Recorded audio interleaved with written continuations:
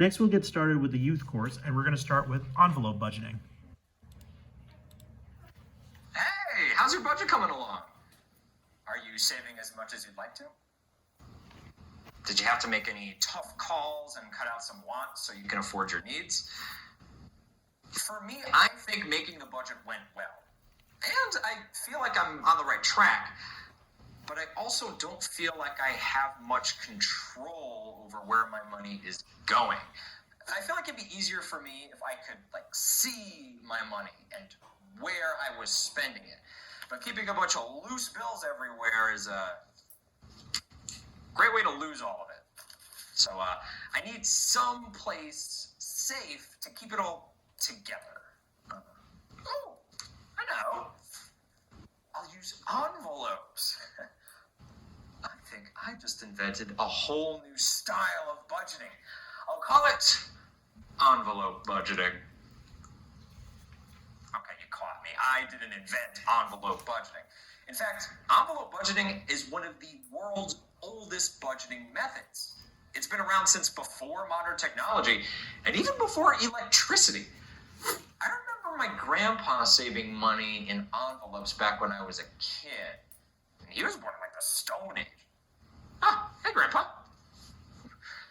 In this video, you're going to learn exactly how envelope budgeting works and why my grandpa was a financial genius.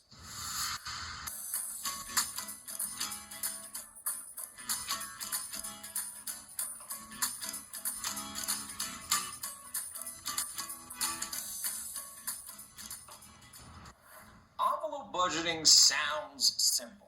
Stick a bunch of money into an envelope and boom, you're rich. But in reality, it doesn't quite work like that.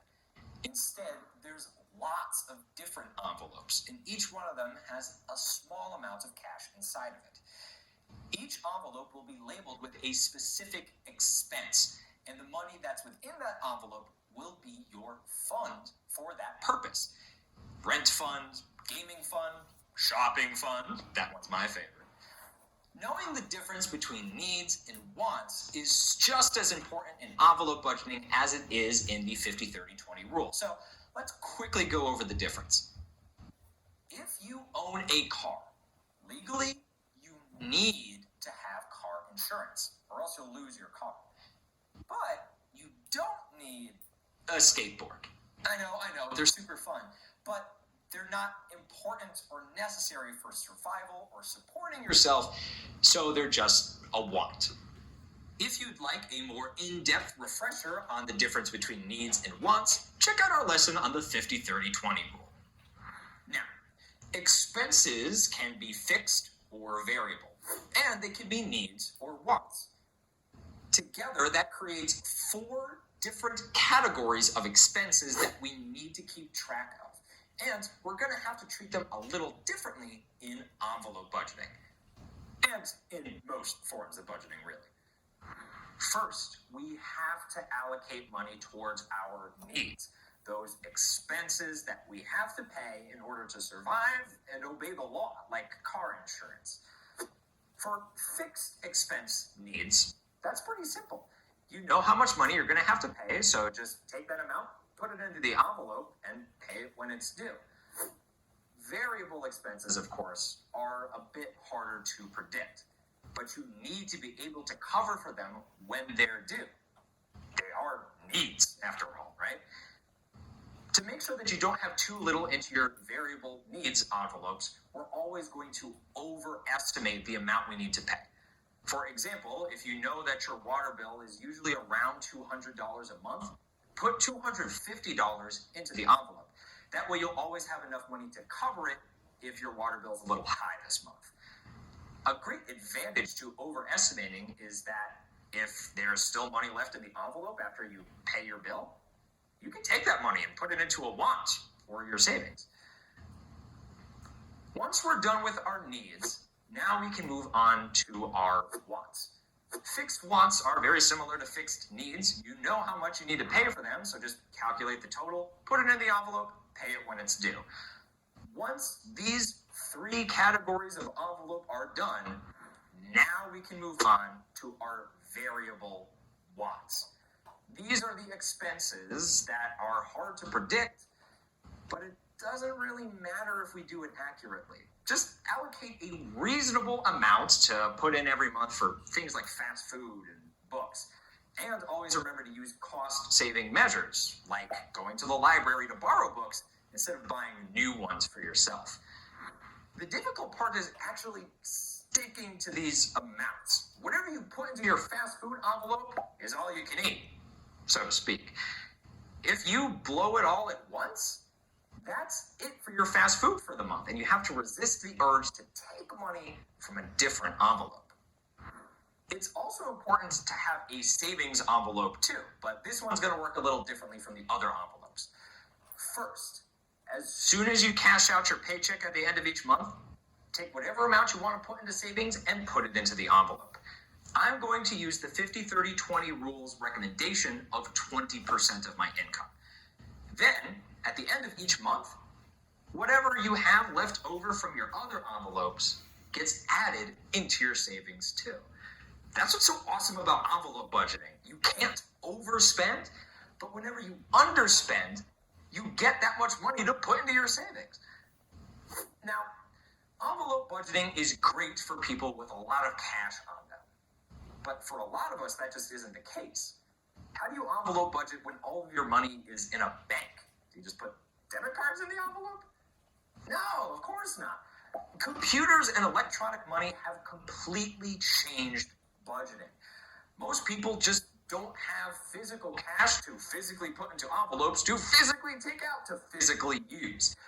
So, just like how our money is represented digitally, our envelopes will be represented digitally as well using a spreadsheet.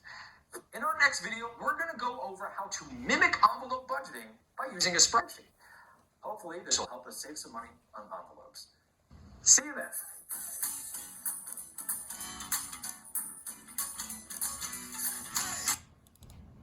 And that's actually the next topic we're going to go to. We're going to go straight to envelope budgeting with spreadsheets. My name is Michaela Dietrich. I graduated from the Chicago School of Digital Cure for Depression. Hey everyone, it's Justin here. In the last video, I showed you the old school way of envelope budgeting. But for a lot of us today, in the age of computers and digital money, physical envelopes aren't that much use. In this video, I'm going to show you the 21st century way of envelope budgeting by using spreadsheets. By the end of this lesson, you'll be able to simulate envelope budgeting using a spreadsheet. First, we'll review the budgeting priorities from the last video to set up a rough budget. Then I'll show you how to make the spreadsheet automatically calculate the remaining amount in each envelope as you spend your money. Finally, I'm sure you'd like to know how much savings you're putting away each month, so I'll show you how to automatically calculate that as well. Now, in the last lesson, you saw that you can keep track of a budget by putting cash into envelopes. But when your money's digital, what takes the place of envelopes? Simple. Your envelopes become rows on a spreadsheet.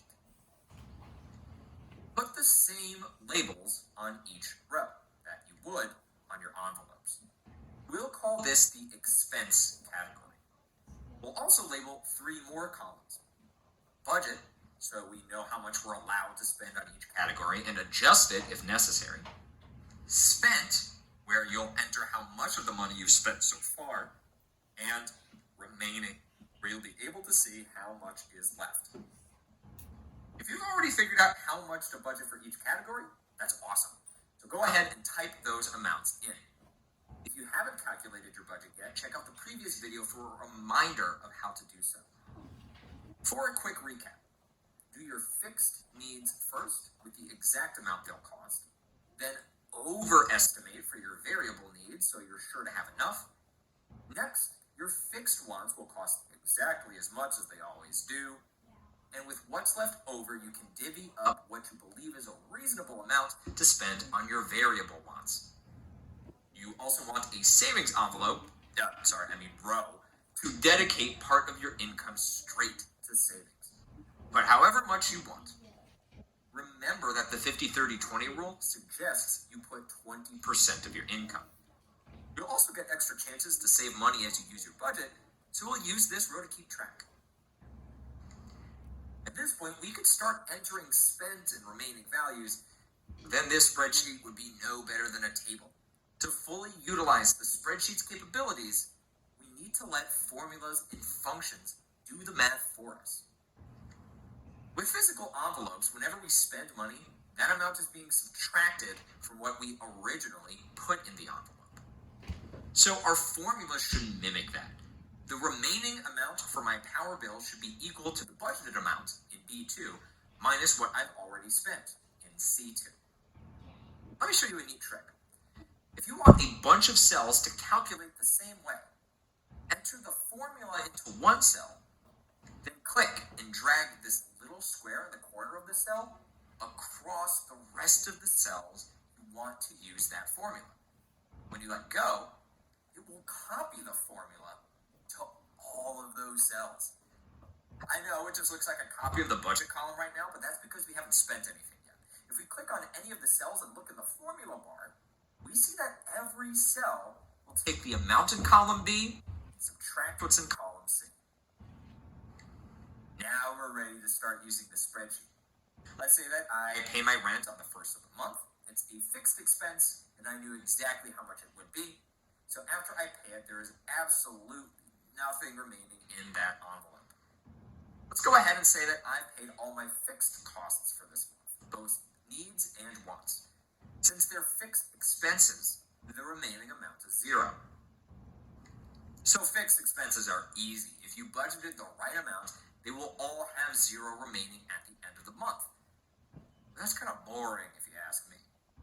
Variable expenses are a lot less boring, so let's talk about those. Remember that you intentionally over-budgeted for your variable needs to make sure you'd have enough money. So after you pay them, you should hopefully have money left over. See, I put in, hold on. Looks like my power bill was a little higher than I expected. Luckily, the money left over for my groceries and water budgets is more than enough to cover it. See, that's another reason why over-budgeting for variable needs is a good idea. If one does end up being unexpectedly high, it'll be covered by the excess from the others. Your variable wants will be the hardest part of your budget to follow. It's tempting to just spend on these things, but you only budgeted this much. So once you have nothing remaining in that envelope, you are done. You have to stop yourself from spending on that expense anymore for the month. But for any expenses that you don't use up, you end up with extra money for your savings. Which reminds me, how do we actually get that extra money into your savings? You don't have to do it yourself. A formula will do it for you. For your savings, we want to take your original amount of savings, in my case $600, plus all the remaining amounts added together using the sum function.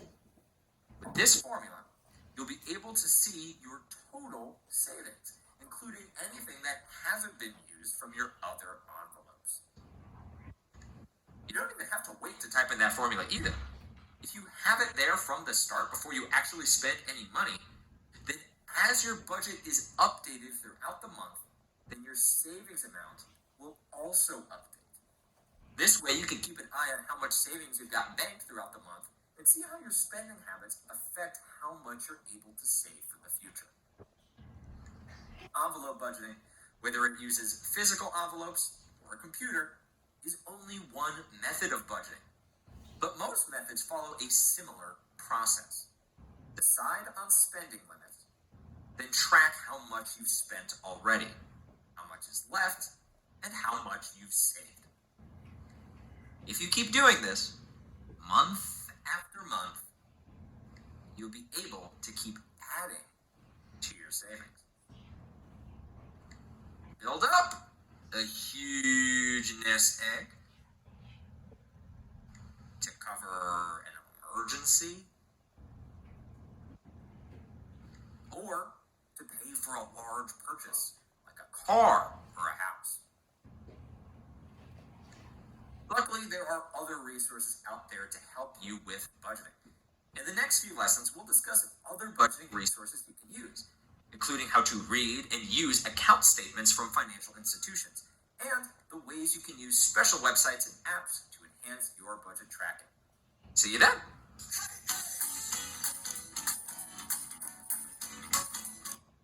And that's all for this session.